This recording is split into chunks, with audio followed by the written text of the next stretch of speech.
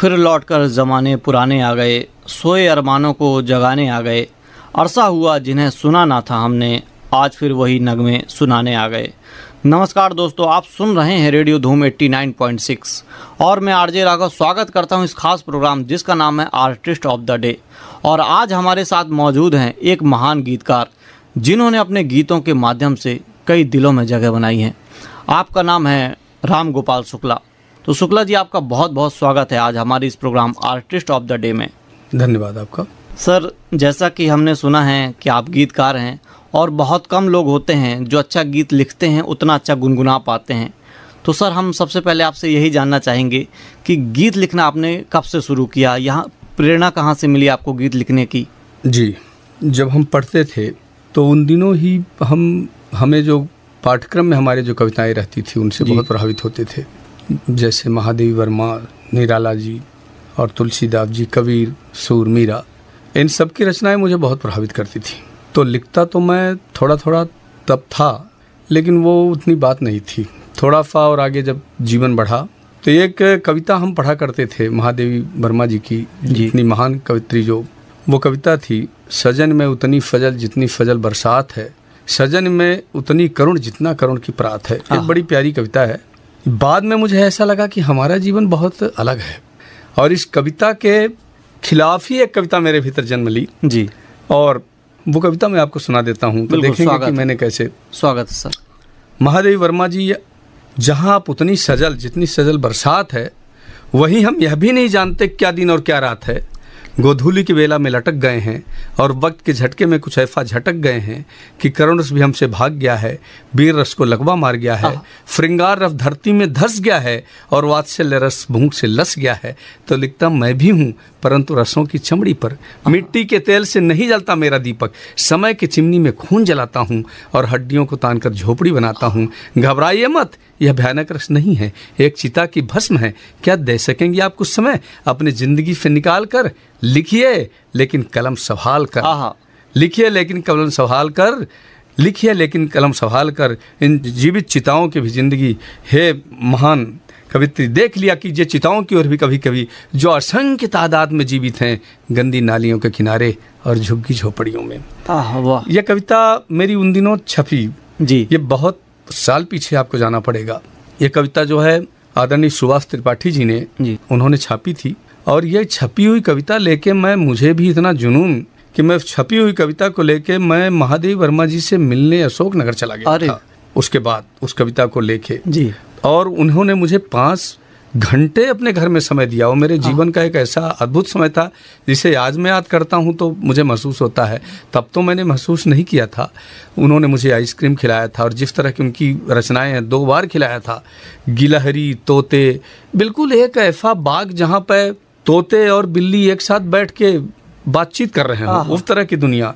और एक बड़ी बात वहाँ जो घटित हुई, उन्होंने, कोई कवित्री कितनी बड़ी होती है ये महादेवी वर्मा मैंने देखा, उन्होंने उस कविता की तारीफ की। सबसे मज़ेदार बात ये, जबकि कविता में उनके खिलाफ ही मैं लिखा एक हिसाब से, लेकिन वो उन महान कवित्री ने उन्होंने उस कविता की तारीफ किया और मुझसे एक बात उन्होंने कही कि बेटा देखो, कभी उस तरह होता है जो लेता तो समाज से ही है, जैसे कि बादल पानी तो समुद्र से ही लेते हैं लेकिन समुद्र खारा है, लेकिन जो बादल बरसाते हैं वो मीठा रहता है।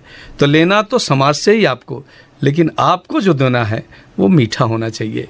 इस तरह उन्होंने, दूसरा अनुभव मुझे हुआ कि ऐसा मुझे अनुभव हुआ कि जैसे वो काव्य में ही बोल रही हूँ। मैंने ऐसा कभी नहीं महसूस किया किसी व्यक्ति के पास बैठे हुए कि ये एक कविता में ही कोई जवाब दे रहा हो, काव्य की धारा बह रही हो। अब मैं रोने लगा था, दुखी हो कि मैं बोला ये कविता मैंने अच्छा नहीं किया, मैं कुछ उसमें लिख बैठा, मुझे क्षमा करें। लेकिन फिर भी उन्होंने मुझे प्रोत्साहित किया। बिल्कुल सर, एक जो बड़े साहित्यकार होते हैं ना, वो जानते हैं कि सामने वाले की उम्मीद क्या है, वो किस रस में लिखे हैं और उनकी भावना क्या है। तो उन्होंने आपकी भावना की कदर की, हमें बहुत अच्छा लगा सर। तो सर, आपने बहुत अच्छी कविता सुनाई और इस कविता से लोगों को प्रेरणा भी मिली होगी कि कैसे लिखना चाहिए। केवल किसी के सामने उसके साथ नहीं लिखना चाहिए, कभी कभी किसी के खिलाफ जाकर के भी आप किसी के दिल में जगह बना सकते हैं। तो सर, हम आपसे अब ये जानना चाहेंगे कि आपने कितने मंचों में काव्य पाठ किया है? जी, बहुत सारे मंचों में मैंने ऐसा गिनती तो नहीं है, लेकिन सैकड़ों मंच हो चुके होंगे अब तक। और उत्तर प्रदेश, इधर महाराष्ट्र, उड़ीसा, इन 3 राज्यों में काफ़ी कवि सम्मेलनों में गया और बहुत सम्मानित मंचों में गया जी। कभी कभी तो हमें ऐसे मंच भी मिले जिसकी हमने कभी कल्पना नहीं की थी। अच्छा। इतने बड़े कवियों के साथ भी मंच मिला जिसकी कल्पना नहीं की थी। बहुत बड़े गीतकार डॉक्टर कुमार विश्वास के साथ भी 3 बार मुझे मंच पर मौका मिला। बात है ये तो। और बड़े कवि जो देश के हैं उन सबके साथ मौका मिला है। अगर कुछ को छोड़ दूं तो लगभग सभी कवियों के साथ मुझे अवसर मिला। ये तो बड़े सौभाग्य की बात है। और ये मेरे लिए बहुत सौभाग्य की बात रही कि मुझे अवसर मिला और मैंने सुनाया। बाल कवि बैरागी के साथ भी मैंने सुनाया है। एक ये बात भी है कि एक पुराने कवि और जी। उनके साथ भी मुझे सुनाने का मिला। बेकल उत्साही भी उस मंच पर थे, उसमें सुनाने का मौका मुझे मिला। तो ये मेरा भाग्य था, माँ सरस्वती का आशीर्वाद था जो अपने पुत्रों के प्रति वो हमेशा रखती हैं। तो सर एक गीत हम आपसे और सुनना चाहेंगे जो आपका लिखा हुआ हो। जी, गीत तो बहुत सारे लिखे और कभी कभी चुनाव बड़ा कठिन हो जाता है जी। आपको एक बहुत पुराना गीत सुना रहा हूँ। स्वागत। आप सुनिए। गीत ही निर्धारित करेगा कि कैसा गीत है। बिल्कुल बिल्कुल। साथ तुम्हारे जो पल गुजरे, साथ तुम्हारे जो पल गुजरे, ओ अनमोल खजाने मेरे। साथ तुम्हारे जो पल गुजरे, ओ अनमोल खजाने मेरे। उन यादों से सराबोर हैं, उन यादों से सराबोर हैं, जितने बने तराने मेरे, जितने बने तराने मेरे। अलग अलग बंद में देखिए। भीड़ भाड़ मेले ठेले हैं, फिर भी जीवन है एकाकी। भीड़ भाड़ मेले ठेले हैं, फिर भी जीवन है एकाकी।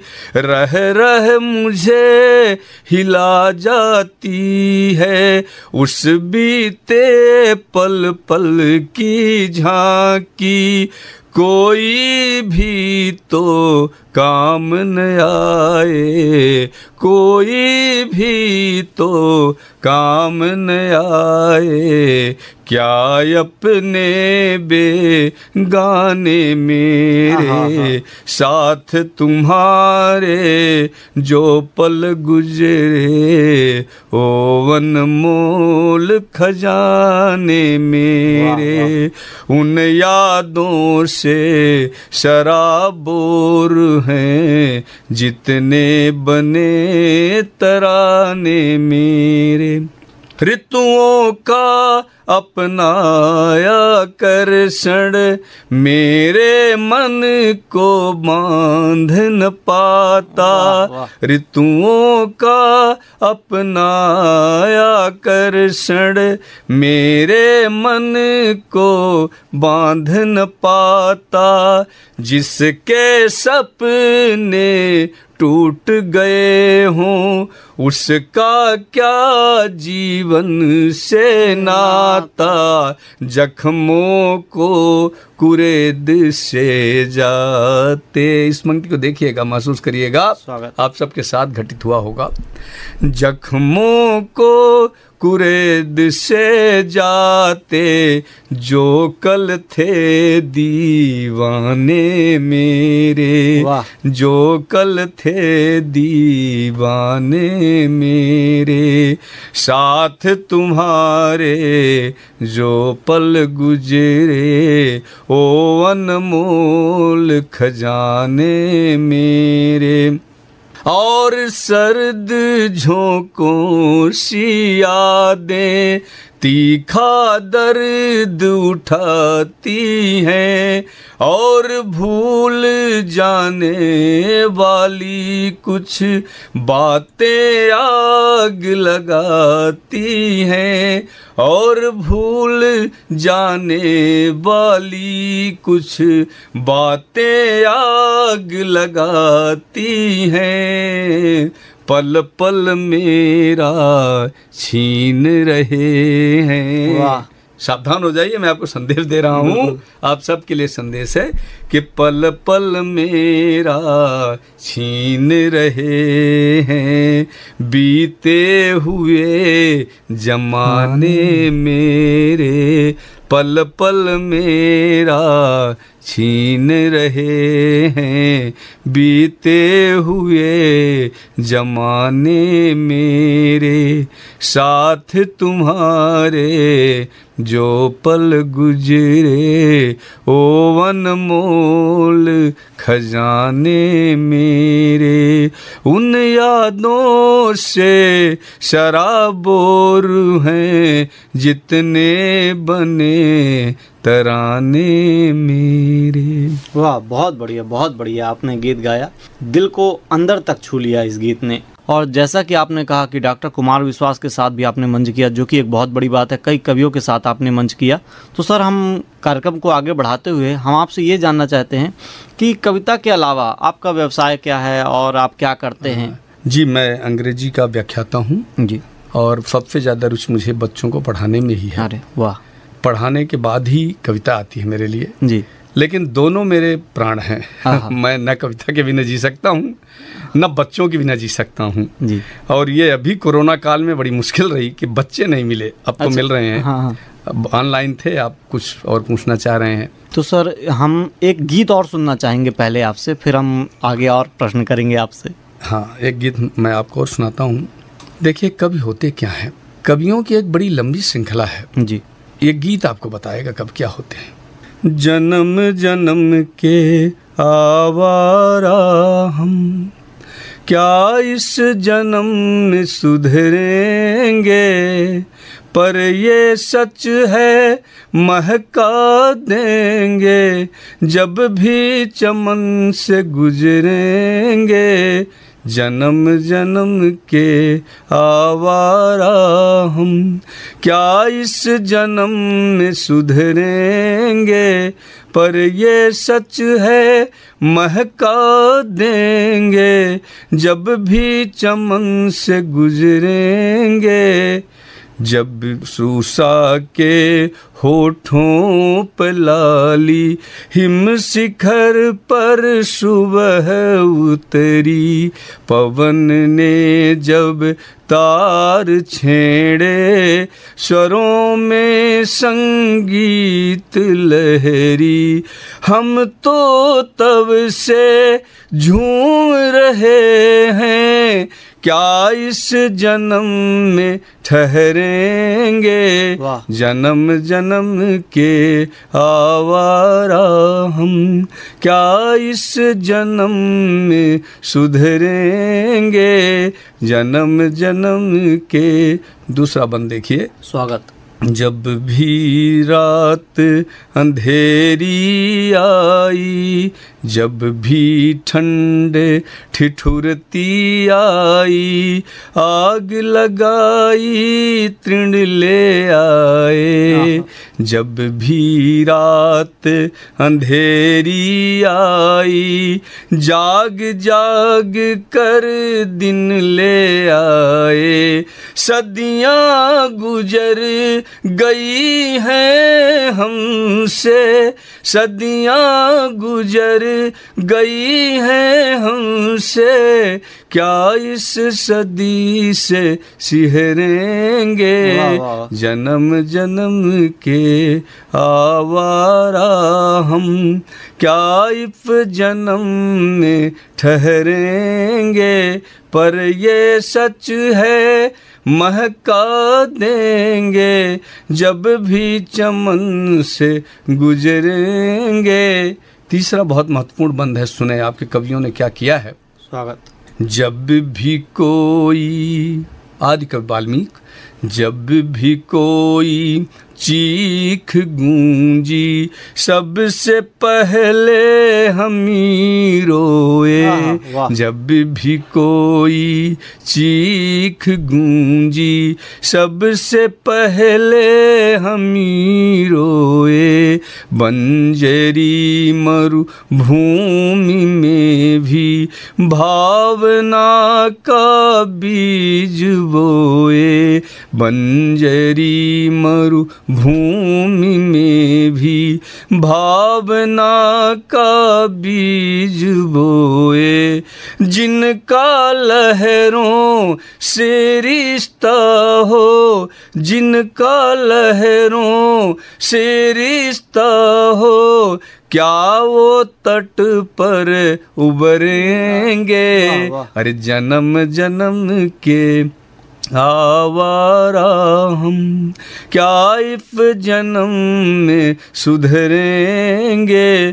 पर ये सच है महका देंगे जब भी चमन से गुजरेंगे। जन्म जन्म के आवारा हम। बहुत बढ़िया सर, ये मतलब कवियों की क्या रहती है, उनकी सोच आपने दर्शा दिया इस कविता के माध्यम से। सर, हम चर्चा को आगे बढ़ाते हुए ये जानना चाहते हैं, जैसे अभी आपने बात की कि कोरोना काल में जैसे आपने कहा कि हम बच्चों से नहीं मिल पाए, ऑनलाइन क्लासेस चली, अभी तो खैर ऑफलाइन क्लासेस चल रही हैं, तो क्या अंतर था दोनों में? और यदि ऑनलाइन क्लासेस की वजह से कुछ नुकसान हुआ है, बच्चों को सीखने में कुछ कमी रह गई है, तो उस कमी को पूरा कैसे किया जा सकता है, हम आपसे जानना चाहेंगे। जी हाँ, उसमें कमी तो रही है क्योंकि बहुत सारे बच्चों के पास मोबाइल भी उपलब्ध नहीं हुआ। मोबाइल उपलब्ध कराने का प्रयास सरकारों ने किया जी। पर उसके बाद नेटवर्क का आना जाना और आँखों पर भी असर आया है, क्योंकि ऑनलाइन की आदत हमारे यहाँ बच्चों की रही नहीं। छोटे स्क्रीन में काफ़ी जोर लगाना पड़ता था और कई बार शिक्षकों को भी वो भी धीरे धीरे समझ सके कैसे ऑनलाइन क्या करना है, तो वो बात नहीं आ पाई जो बिल्कुल आमने सामने होने पर एक चीज़ सिखाई जाती है। ब्लैक बोर्ड पर जब हम पढ़ाते हैं, एक साथ बहुत सारे बच्चे हमारे सामने रहते हैं, तो उनसे हमारा साक्षात्कार बिल्कुल भौतिक रूप से होता है एकदम जी। और वो ज़्यादा सीखते हैं, सीखने की जो दर है वो ज़्यादा है आमने सामने। तो ये इसको कवर करने के लिए और अतिरिक्त कक्षाएं, और अभी सरकारों ने समय भी बढ़ाया है 15 मई तक, अभी 1 से 15 मई तक कर दिया है ये नया सेशन। नहीं तो पहले 1 मई से छुट्टियां हो जाती थी। आगे साल में कुछ महीनों में सुधार आ जाएगा, ऐसी उम्मीद है, और ये अच्छा हो जाएगा फिर से शिक्षा का जो स्तर है बच्चों का। आपने बहुत अच्छी जानकारी दी और हम एक गीत और आपसे सुनना चाहेंगे आपका ही। जी चलिए, मैं एक गीत और सुना देता हूँ। गीत मैंने लिखे आंसुओं से मगर, वाह। गीत मैंने लिखे आंसुओं से मगर, उसने पानी समझ के पढ़ा ही नहीं।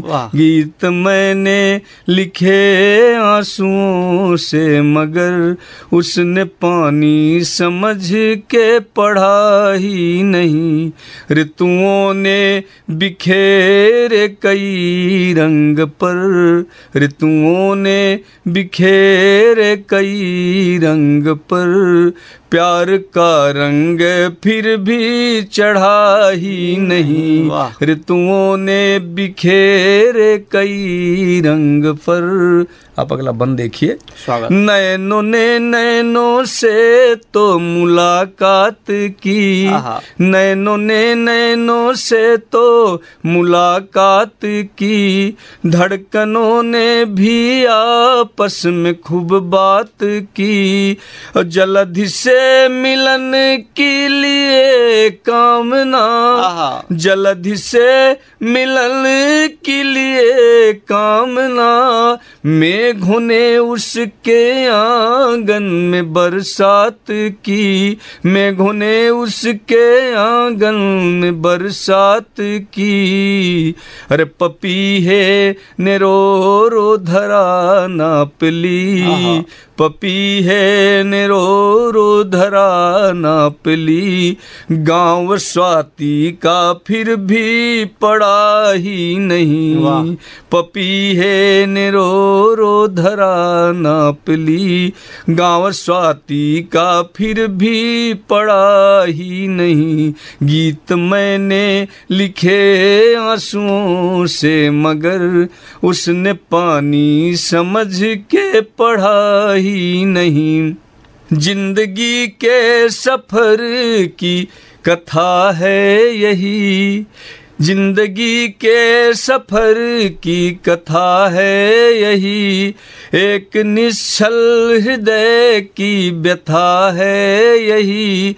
आरज़ू से सजी पालकी लुट गई, आरज़ू से सजी पालकी लुट गई, मन में ही रह गई कुछ कही अनकही, मन में ही रह गई कुछ कही अनकही। अरे एक तारा, बहुत महत्वपूर्ण लाइन आपको दे रहा हूँ। एक तारा चला था गगन नापने, एक तारा चला था गगन नापने, पर क्षितिज से वो आगे बढ़ा ही नहीं। एक तारा चला था गगन नापने, पर क्षितिज से वो आगे बढ़ा ही नहीं।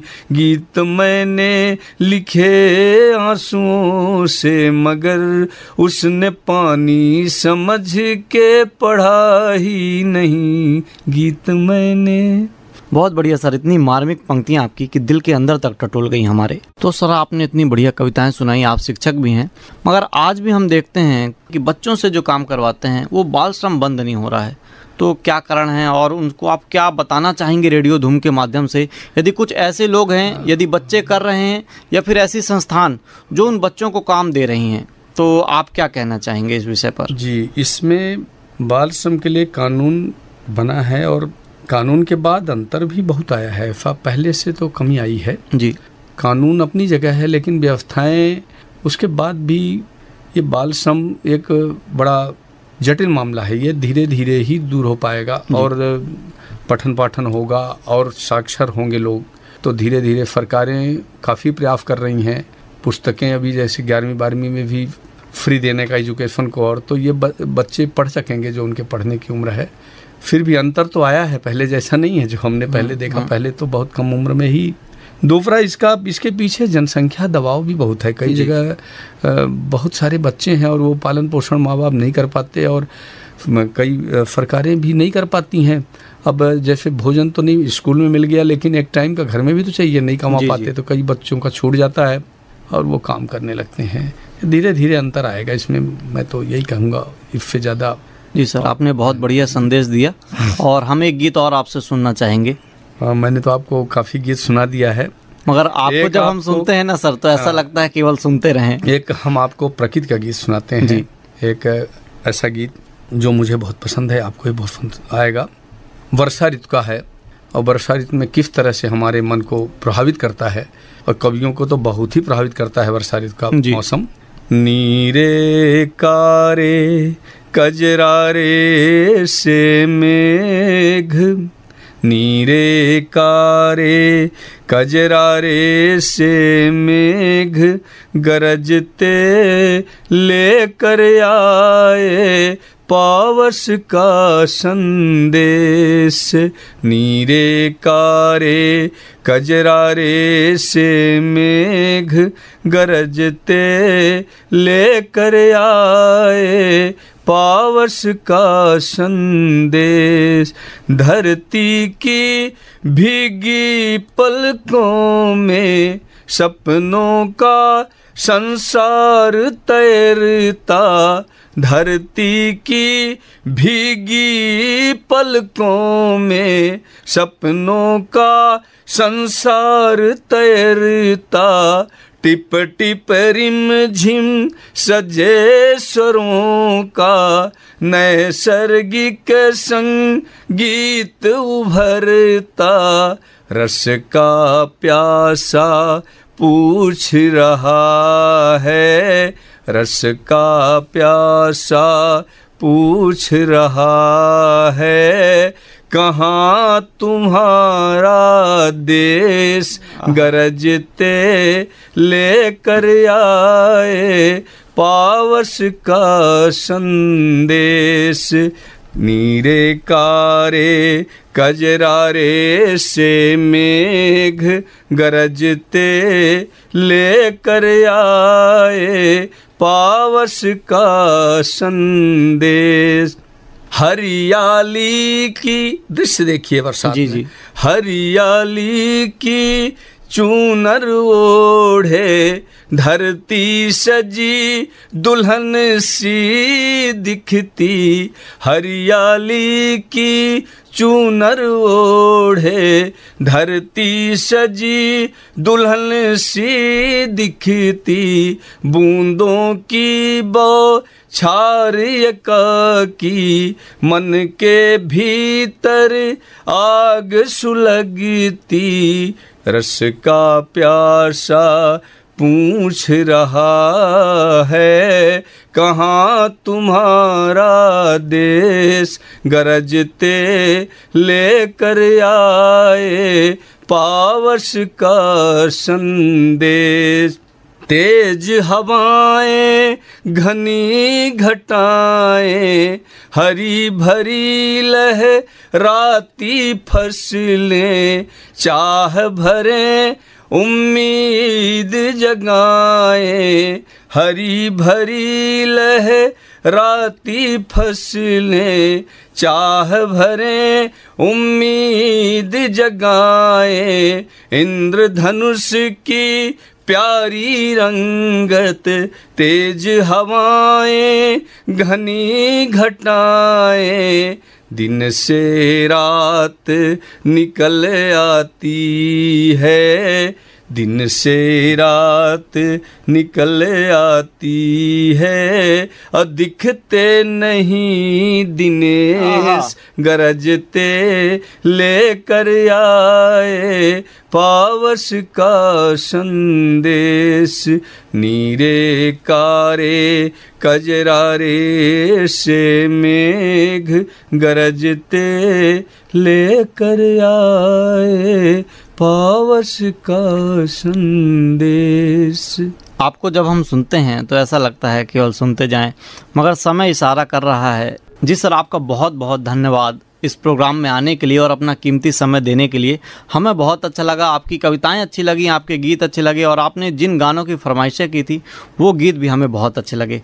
तो सर आपका बहुत बहुत धन्यवाद स्टूडियो में आने के लिए। आपका बहुत धन्यवाद, आपने मुझे आमंत्रित किया। आपका बहुत आभार, मुझे बहुत अच्छा लगा आपके स्टूडियो में आके। बहुत धन्यवाद। तो दोस्तों, आप सुन रहे थे programme artist of the day और आज के मेहमान थे एक गीतकार और शिक्षक राम गोपाल शुक्ला। और इस कार्यक्रम में प्रस्तुति सहयोग रहा पवन मिश्रा का, जिसका संचालन किया आपके दोस्त आरजे राघव ने। और इस कार्यक्रम के प्रस्तुतकर्ता थे रमाशंकर शुक्ला। आप अपने दोस्त आरजे राघव को दीजिए अनुमति, मैं आपसे मिलूंगा फिर किसी प्रोग्राम में। तब तक आप रेडियो धूम सुनते रहिए, क्योंकि आपके मनोरंजन की जिम्मेदारी अब है हमारी। नमस्कार।